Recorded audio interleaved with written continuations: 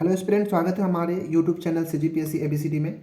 ये इस वीडियो के अंदर हम धातु कर्म जो हम पढ़ रहे हैं उसको हम आगे करेंगे। एक्चुअली में जो धातु कर्म वाला जो चैप्टर हम लेकर शुरू कर रहे हैं, जो कि CGPSC मेंस का एक सिलेबस है। ठीक है, CGPSC मेंस का एक सिलेबस है पेपर नंबर 4 का। ठीक है, ठीक है। इससे पहले के 2 वीडियो हमने धातु कर्म से देखा था, तो ये जो है हमारा पार्ट नंबर 3 है। ठीक है, धातु कर्म का पार्ट 3 है। ठीक है, इसके पहले के वीडियो में हमने देखा था कि जो धातु कर्म होता है वो धातु कर्म के लिए 5 स्टेप्स कौन कौन से थे। ठीक है, 5 पद कौन कौन से थे, उसमें हम 5 पदों का नाम भी देखा था। और जो पहला पद था अयस्कों का सांद्रण। ठीक है, अयस्कों का सांद्रण या फिर कॉन्सेंट्रेशन ऑफ ओर। ठीक है, ये वाले पार्ट को हमने देखा था कि इसमें तीन मेथड था कि सांद्रता को कैसे अयस्कों का बढ़ाया जाए। ठीक है, उस वीडियो को भी आप जाकर देख सकते हैं। ठीक है, अब इस वीडियो के अंदर हम देखेंगे उसके आगे का जो सेकंड वाला और जो थर्ड वाला स्टेप था, सेकंड थर्ड जो स्टेप था उसके हम इसमें उसके बारे में हम अध्ययन करेंगे। तो जो सेकंड स्टेप था उसको कहते हैं निस्तापन, इसको इंग्लिश में कैल्सिनेशन कहा जाता है। और जो भर्जन को इंग्लिश में रोस्टिंग कहा जाता है। ठीक है, तो हम कैल्सिनेशन और रोस्टिंग अर्थात निस्तापन और भर्जन के बारे में इस वीडियो के अंदर जानेंगे और कोशिश बताएंगे कि आखिर निस्तापन और भर्जन क्यों किया जाता है। ठीक है, अयस्कों के सांद्रण में इसका क्या योगदान होता है, हम इसके बारे में जानकारी लेंगे। ये वीडियो केवल CGPSC के लिए ही नहीं बल्कि जो क्लास 10th के जो बच्चे होते हैं उनके लिए भी ज़्यादा इंपॉर्टेंट हो सकता है। और किसी भी एग्जाम में जहाँ केमिस्ट्री पूछे जाते हैं उस एग्जाम के पॉइंट ऑफ व्यू से भी बहुत ज़्यादा इंपॉर्टेंट होगा। ठीक है, तो चलिए हम अपनी वीडियो की शुरुआत करते हैं और देखते हैं कि अयस्कों का निस्तापन और भार्जन नहीं, ये भर्जन होता है। ठीक है ना, भर्जन। ठीक है, क्यों किया जाता है। ठीक है, तो देखिए हम इससे पहले का जो हम देखे थे कि जो अयस्क था, अयस्कों का हमने सांद्रण किया था। ठीक है, सांद्रण में हमने क्या किया था कि जो अयस्कों में अशुद्धि थी उन अशुद्धियों को कम किया था। ठीक है, 3 विधियां थी, तीनों विधियों के का प्रयोग करके हम अयस्कों में जो अशुद्धियां थी उन अशुद्धियों को, या फिर जिसको हम गैंग का भी नाम दे रहे थे, तो गैंग या फिर अशुद्धियों, उनको दूर करने की कोशिश किया। जब दूर हो गए, दूर होने के बाद जो अयस्क बचे, ठीक है, उनमें अशुद्धियों की मात्रा कम हो गई, तो उन अयस्कों को हम उस अयस्कों को उनके ऑक्साइड में परिवर्तित करेंगे।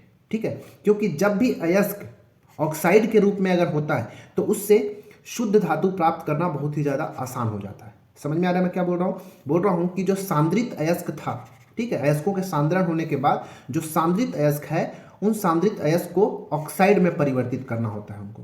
क्यों? ताकि इनसे शुद्ध धातु को प्राप्त करना आसान हो जाता है। अयस्कों के ऑक्साइड से शुद्ध धातु प्राप्त करना आसान हो जाता है। ठीक है, इसलिए अयस्कों का क्या किया जाता है, निस्तापन और भर्जन किया जाता है। वास्तव में ये जो निस्तापन और भर्जन है, 2 अलग अलग मेथड है जिसका प्रयोग किया जाता है। किस लिए? अयस्कों का ऑक्साइड में परिवर्तित करने के लिए।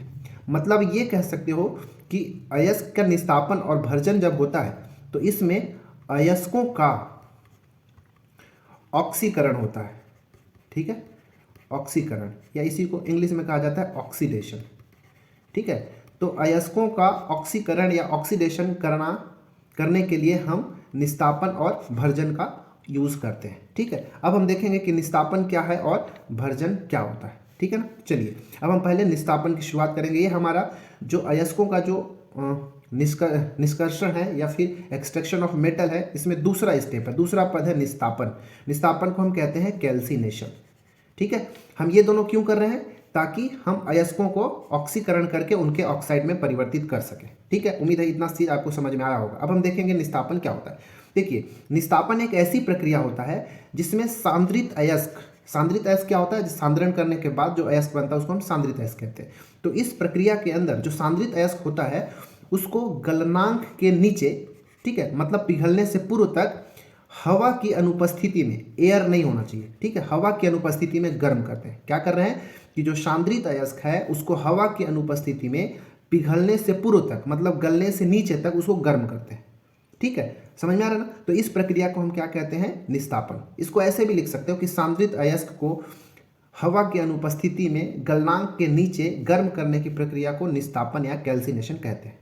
ठीक है, अब देखिए जो अयस्क होते हैं वो अयस्क ऑक्साइड के रूप में भी उपस्थित रह सकते हैं। देखिए अयस्क किस किस रूप में होता है? ऑक्साइड के रूप में हो गया, कार्बोनेट के रूप में हो सकता है, सल्फाइड के रूप में अयस्क हो सकते हैं। ठीक है, और क्या, हाइड्रोक्साइड के रूप में हो सकते हैं, इन सभी रूप में ऑक्साइड प्रेजेंट रहते हैं, मतलब अयस्क या ओर्स उपस्थित होते हैं इन रूपों में। ठीक है, तो जब भी कोई अयस्क अगर ऑक्साइड के रूप में हो या कार्बोनेट के रूप में हो या फिर हाइड्रोक्साइड के रूप में हो, जब इन तीनों के फॉर्म में कोई अयस्क हो तभी हम उसका निस्तापन करेंगे। इस चीज को याद रखना है। अगर कोई ऑक्साइड अयस्क है या फिर कोई कार्बोनेट अयस्क है या फिर हाइड्रोक्साइड अयस्क है, तब उसका निस्तापन या कैल्सिनेशन किया जाएगा। तो जब कैल्सिनेशन करेंगे या निस्तापन करेंगे तो कोई भी ऑक्साइड अयस्क या कार्बोनेट अयस्क या फिर हाइड्रोक्साइड अयस्क टूटकर ऑक्साइड में परिवर्तित हो जाता है। ठीक है ना।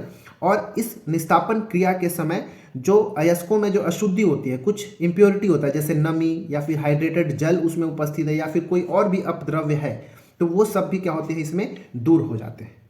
ठीक है, अब याद कैसे रखेंगे, देखिए जो कैल्सिनेशन होता है, कैल्सिनेशन में यहाँ से कैल्सी वर्ड को पकड़िए। ठीक है, कैल्सिनेशन में कैल्सी वर्ड को बस पकड़ना है। इस कैल्सी के अंदर ऑक्सीजन है क्या? ओ नहीं है, क्योंकि ऑक्सीजन को हम ओ से रिप्रेजेंट करते हैं। ये इस वर्ड के अंदर ओ नहीं है। जब ओ नहीं है तो हम ये मान के चलेंगे कि ऑक्सीजन के अनुपस्थिति में गर्म करना है। ठीक है, किसको गर्म करना है? ऑक्साइड, कार्बोनेट या फिर हाइड्रो ऑक्साइड जो अयस्क होगा उसको गर्म करना है। गर्म करने से उस धातु का ऑक्साइड में परिवर्तन हो जाएगा। अब इसके कुछ एग्जाम्पल्स को हम समझते हैं तो आसानी से हमको समझ में आएगा। जब भी आप इसका परिभाषा करेंगे तो आपको एग्जाम्पल सहित करना होगा। तो पहले देखिए, हम मान लेते हैं कार्बोनेट अयस्क, कैल्शियम कार्बोनेट। ठीक है, ये कैल्शियम कार्बोनेट है जिसको हम चूना पत्थर भी कहते हैं। ठीक है, लाइमस्टोन कहते हैं। तो इसको हमको क्या करना है? गर्म करना है, कैल्सिनेशन करना है या फिर निस्तापन करना है। तो गर्म कर रहे हैं हवा की अनुपस्थिति में। अगर हवा की उपस्थिति में करते यहाँ तो +O2 करते, लेकिन यहाँ पे हवा की अनुपस्थिति में गर्म कर रहे हैं। तो जब कैल्शियम कार्बोनेट या चूना पत्थर को गर्म करते हैं तो क्या बनता है? Calcium oxide, CaO, calcium oxide में परिवर्तित हो गया। और इस निस्तापन हम क्यों कर रहे हैं? ऑक्साइड में परिवर्तित करने के लिए। तो कैल्शियम कार्बोनेट कैल्शियम ऑक्साइड में परिवर्तित हो गया। साथ ही साथ जहाँ भी कार्बन दिखे और जब उसको जलाया जाता है तो क्या बनता है? कार्बन डाइऑक्साइड, ये बन के तैयार हो जाता है। ठीक है, तो हमने कैल्शियम कार्बोनेट को कैल्शियम ऑक्साइड में परिवर्तित कर दिया। और भी एग्जांपल देखिए, मान लेते हैं हमारे पास एक magnesium carbonate MgCO3। Magnesium carbonate को मैग्नेसाइट कहा जाता है। क्या कहा जाता है? मैग्नेसाइट। तो इस मैग्नेसाइट को भी हम क्या कर रहे हैं? गर्म कर रहे हैं। ठीक है, हवा की अनुपस्थिति में। ठीक है, जब ये डेल्टा का सिंबल हो जो ताप को प्रदर्शित करता है कि किसी चीज़ को गर्म किया जा रहा है। ठीक है, टेम्परेचर को डिनोट करता है। तो मैग्नेसाइट को जब गर्म करेंगे तो ऑक्साइड बनेगा, मैग्नीशियम ऑक्साइड MgO, और साथ ही साथ कार्बन डाइऑक्साइड बनेगा। तो देखिए यहाँ भी ऑक्साइड में परिवर्तित हो गया। ठीक है, तो कार्बोनेट वाला को हमने देख लिया। अब एक हाइड्रोक्साइड भी देख सकते हैं। अच्छा, एक और लेते हैं, देखिए CuCO3, कॉपर कार्बोनेट, और एक और साथ में होता है CuOH whole twice, copper hydroxide. तो कॉपर कार्बोनेट और कॉपर हाइड्रोक्साइड, इन दोनों का जो मिला हुआ जो रूप होता है इसको हम कहते हैं मैलेकाइट। क्या है ये? मैलेकाइट। एक अयस्क है, किसका? कॉपर का एक अयस्क होता है मैलेकाइट। तो जब इसका निस्तापन किया जाता है हवा की अनुपस्थिति में तो क्या होता है? यहाँ पे कॉपर ऑक्साइड बनता है, CuO। ठीक है, कॉपर ऑक्साइड बन गया। साथ ही साथ यहाँ पे OH हाइड्रोक्साइड है तो ये हमको पानी देगा। साथ ही साथ यहाँ पे कार्बोनेट है तो ये कार्बन डाइऑक्साइड देगा। ठीक है, तो देखिए हाइड्रोक्साइड वाला भी टूटा तो कॉपर ऑक्साइड बच गया और हाइड्रोजन यहाँ पे जल बना। मतलब हम यहाँ पे तीनों तरह का देख लिए थे। ठीक है ना। एक हाइड्रोक्साइड वाला और भी देख लेंगे। तो इसका हम क्या किए? निष्कर्षण किए। तो कॉपर ऑक्साइड वाला देखिए तीनों समीकरण में हमने ऑक्साइड में परिवर्तित किया, calcium oxide, magnesium oxide, copper oxide. ठीक है, और भी देखना है तो एक देख लेते हैं zinc carbonate, ZnCO3। Zinc carbonate को कैलेमाइन कहा जाता है। ठीक है, क्या कहा जाता है? कैलेमाइन। इसको जब हम निस्तापित करेंगे तो जिंक ऑक्साइड ZnO और कार्बन डाइऑक्साइड CO2 बचेगा। ठीक है ना। अच्छा, एक हाइड्रोक्साइड वाला ले लेते हैं। जैसे कि मान लेते हैं एल्यूमिनियम हाइड्रोक्साइड। एल्यूमिनियम हाइड्रोक्साइड का फॉर्मूला होता है AlOH होल थ्राइस। ठीक है, अब इसका हम निस्तापन किए तो निस्तापन करने के बाद क्या, ये इसको जब 1500 डिग्री सेल्सियस पे गर्म करते हैं तो क्या होता है? हवा की अनुपस्थिति में तो Al2O3, ठीक है, प्लस जल H2O बनता है। कार्बन तो है नहीं, कार्बन होता तो कार्बन डाइऑक्साइड बनाते, लेकिन यहाँ पे OH है तो जल बनाएगा। ये जो Al2O3 कहलाता है ये बॉक्साइट का फॉर्मूला है, ये बॉक्साइट का फॉर्मूला। तो ये पूरा प्रोसेस हमने देखा निस्तापन। इस निस्तापन के अंदर हमने ऑक्सीजन की या फिर हवा की अनुपस्थिति में इन सबको गर्म किए तो ऑक्साइड में परिवर्तित हो गया। इसीलिए निस्तापन किस लिए किया जाता है, ऑक्साइड, कार्बोनेट या फिर हाइड्रोक्साइड अयस्क को किसमें, ऑक्साइड में परिवर्तन करने के लिए। देखिए ये कार्बोनेट अयस्क है, ये भी कार्बोनेट अयस्क है, ये भी कार्बोनेट अयस्क है, ये भी कार्बोनेट, ये हाइड्रोक्साइड अयस्क है। ठीक है, तो इन सब का हम क्या किए, ऑक्साइड में हम परिवर्तित कर दिए। ठीक है, अब हम दूसरा चीज हम देखेंगे भर्जन और रोस्टिंग क्या होता है, हम उसको ये देखेंगे। ठीक है, चलिए आगे देखते हैं। अब अगला जो है क्या है, तीसरा स्टेप, जो तीसरा स्टेप है धातु कर्म के अंदर, वो है भर्जन। ठीक है, भर्जन, जिसको हम कहते हैं अंग्रेजी में रोस्टिंग। ठीक है, तो रोस्टिंग भी निस्तापन की तरह ही है, बस थोड़ा सा क्या समझना है, तो जो हम पहले स्टेप में अयस्कों का सांद्रण कर लिए थे तो मिला था सांद्रित अयस्क। तो सांद्रित अयस्क को या तो अकेले या फिर उसमें हो सकता है कोई और भी पदार्थ मिला दें। ठीक है, तो सांद्रित अयस्क को अकेले या उसमें कोई और पदार्थ मिलाकर इसको भी हम क्या करते हैं, गलनांक के नीचे, मतलब पिघलने से पूर्व तक, लेकिन इस बार वायु की नियंत्रित मात्रा में, मतलब इस बार वायु की उपस्थिति है। ठीक है, तो वायु के नियंत्रित मात्रा में क्या किया जाता है, उस सांद्रित अयस्क को गर्म करते हैं। तो गर्म, इस प्रक्रिया को हम क्या कहते हैं, भर्जन। क्या बोला कि जो सांद्रित अयस्क को वायु की नियंत्रित मात्रा में गलनांक से नीचे गर्म करने की प्रक्रिया को हम भर्जन या फिर रोस्टिंग कहते हैं।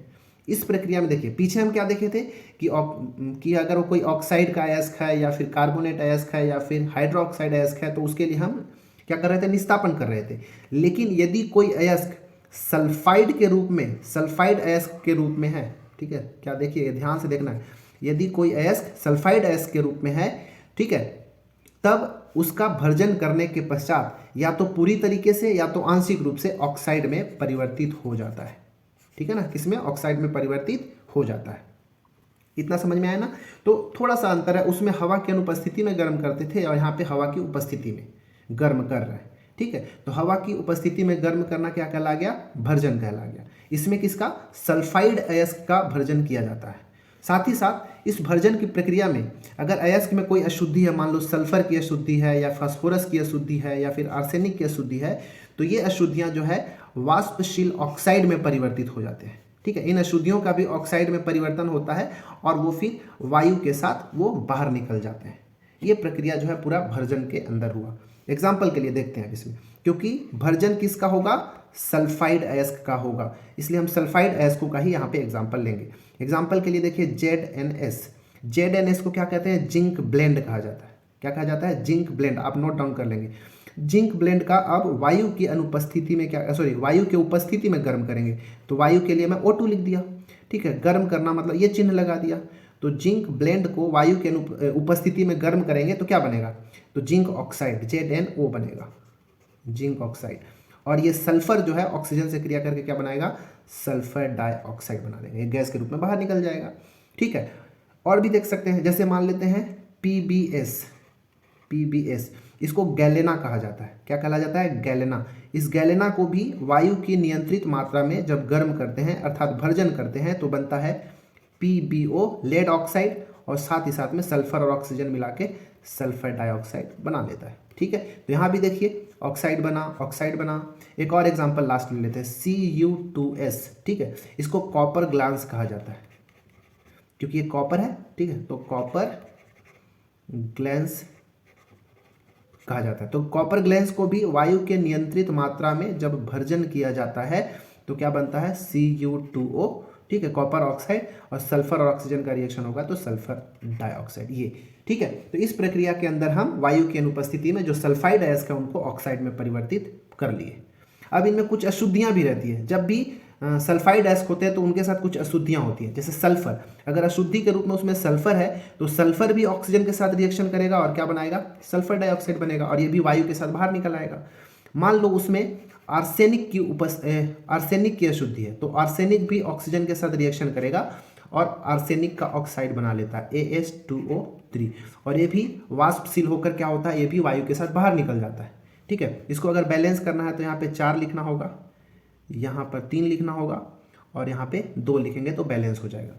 अगर मान लो फास्फोरस है तो फास्फोरस की अशुद्धि है तो ये भी ऑक्सीजन से क्रिया करके फास्फोरस पेंटा ऑक्साइड P2O5 बनाता है और ये भी वायु के साथ बाहर निकल जाता है। इसको बैलेंस करने के लिए यहाँ पे 5 और यहाँ पे 2 लगा देंगे। तो इस प्रकार ये पूरा प्रोसेस जो है भर्जन कहलाता है। उम्मीद है आपको ये निस्तापन और भर्जन समझ में आया होगा।